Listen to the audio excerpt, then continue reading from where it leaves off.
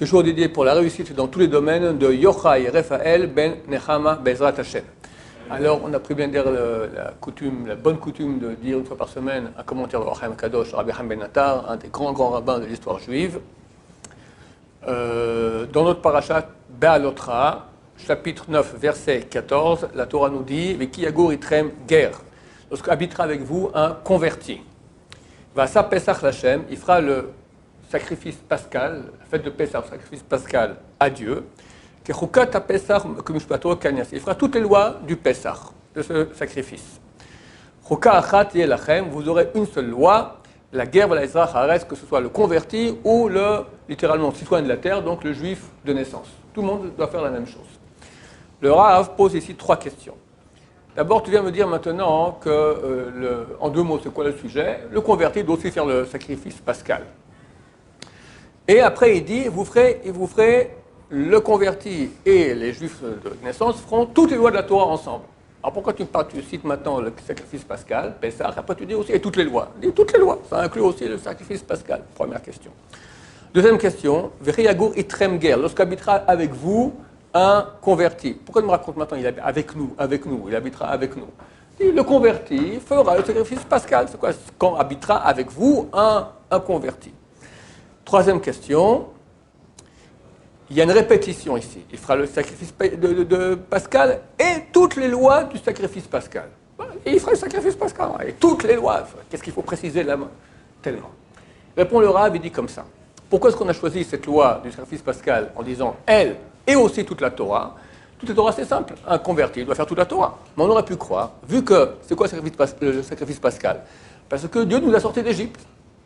Et toi, tu n'es pas sorti d'Égypte, toi. Toi, ton père, c'est Christian, ta mère, c'est Marie, d'accord? Bon, maintenant, tu es un bon juif, à 100%, il n'y a aucun problème, d'accord?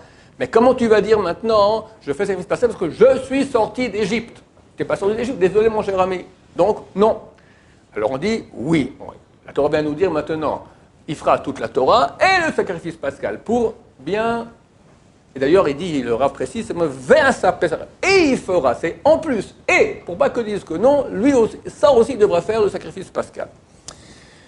Et pourquoi? Alors là, il vient dire, quand il habitera avec vous. Ne crois pas que toi, tu es sorti d'Égypte et que lui n'est pas sorti d'Égypte. C'est faux.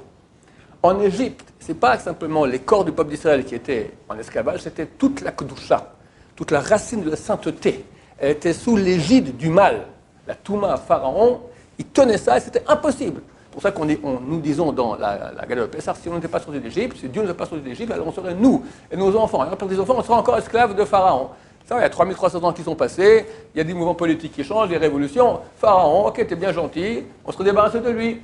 Non, peut-être qu'il y aurait eu un autre Pharaon, ou un Staline, ou peu importe, mais on aurait été encore sous la tutelle. La sainteté d'Israël aurait été sous la tutelle de la Touma des forces impures.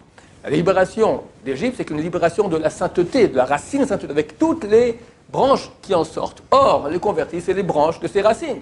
Donc, eux aussi, ces branches étaient aussi en esclavage en Égypte, et quand ils peuvent donc, grâce à cela, aussi faire le sacrifice pascal. Tu me dis, ok, alors qu'il fasse le sacrifice, mais comment il va dire, car Dieu m'a sorti d'Égypte? T'exagères, t'es pas sorti d'Égypte.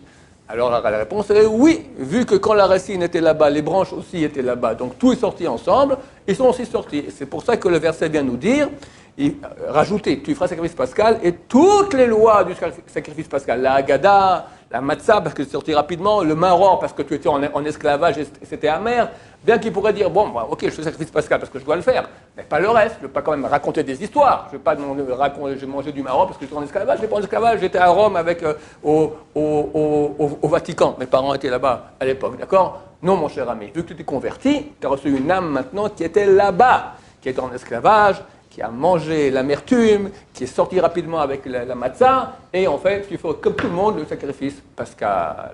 Baruch Adonai, l'olam, amen, amen.